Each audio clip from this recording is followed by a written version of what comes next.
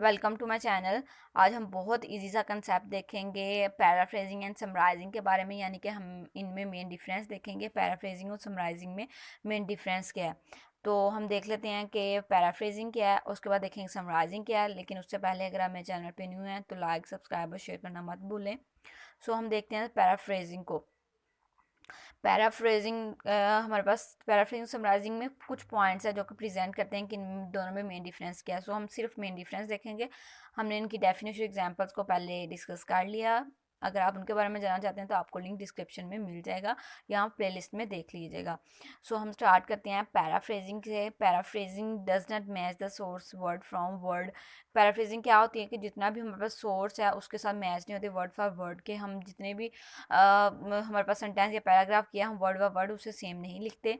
Involves putting a passage from a source into your own words. आपकी paraphrasing में क्या होते हैं, एक पैसेज लेते हैं, उसको क्या करते हैं कि अपने जितने भी जिस सोर्स से लिया गया है उसको क्या करते हैं, उस सोर्स से सिर्फ रीड करते हैं, उसे अपनी ओन वर्डिंग में लिखते हैं। चेंजेस द वर्ड और पैराफ्रेजिंग ऑफ ए पैसेज। आप पैराफ्रेजिंग में क्या करते हैं, वर्ड्स को चेंजेस करते हैं, या जो भी हमारे पास पैसेज होता है पूरे को पैराफ्रेजिंग करके उसे चेंज कर देते हैं, but retains and full communicate the original meaning. लेकिन आपका मेन पॉइंट क्या होता है कि आप पैराफ्रेजिंग में क्या करते हैं, आप बेशक आप वर्डिंग को चेंज करते हैं, उसको पैराफ्रेजिंग के थ्रू पैसेज को चेंज करते हैं, लेकिन we have to still retain what they communicate, यानी कि जो भी उसने मीनिंग इसमें है, जो भी हम पैराग्राफ रीड कर रहे हैं उसका जो मतलब बन रहा है उसे हम उसका जो भी लिखेंगे उसका मतलब वही बनना चाहिए। And must be attributed to the original source. और क्या होगा, ओरिजिनल सोर्स से मस्ट बी एट्रीब्यूट होना चाहिए सेम सेम, यानी कि जितना भी लिखा गया है वो उसका रिलेटेबल होना चाहिए, बिल्कुल डिफरेंस नहीं होना चाहिए, कोई ना कोई मीनिंग मिलना चाहिए। अब हम देख लेते हैं समराइजिंग को। समराइजिंग का भी जो फर्स्ट पॉइंट है वो सेम है, does not match the source word for word. के वो समराइजिंग में भी यही था कि जो भी सोर्सेज के वर्ड हैं उनके साथ मैच नहीं होना चाहिए, यानी कि जो भी हम किसी भी जगह से लिए वहाँ पे जो वर्डिंग यूज़ की गई है, जब हम पैरा से समराइज कर रहे होंगे we have to summarise in our own wording. We did not add any point from the original source, and this is the important point. And the second one is involves putting the main ideas into your own words but including only the main points. आप क्या करते हैं paraphrasing में, आप क्या करते हैं कि जितना भी हमारे पास एक सेंटेंस आर्टिकल जितना भी दिया गया होता है हम उसकी वर्डिंग उसकी लेंथ सेम रखते हैं, लेकिन समराइजिंग में हम क्या करते हैं उसे शॉर्ट फॉर्म में लिखते हैं। जितनी भी हमारे पास, अगर हमारे पास 500 का पैसेज दिया गया है तो we try to write it down in 250-200 words.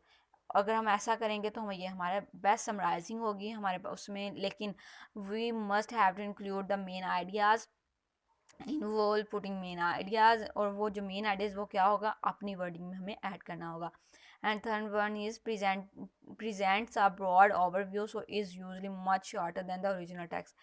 तो हमने जैसे पहले बात की we must have to decrease our paragraph. So यहाँ पे भी हमने बात किया गया कि आपको क्या करना होगा, पैराग्राफ को डिक्रीज करना, शॉर्ट करना होगा ओरिजिनल टैक्स से। और लेकिन आपको उसके साथ से ये ख्याल रखना होगा जितना भी आप पैराग्राफ लिख रहे हैं प्रेजेंट अ ब्रॉड ओवरव्यू, कि एक ब्रॉड ओवरव्यू यानी कि फुली जो आपने पैराग्राफ रीड किया उसके एक ओवरव्यू दे रहा हो, यानी कि उसमें जितने भी पॉइंट्स हैं उनके बारे में कुछ ना कुछ बता रहा हो।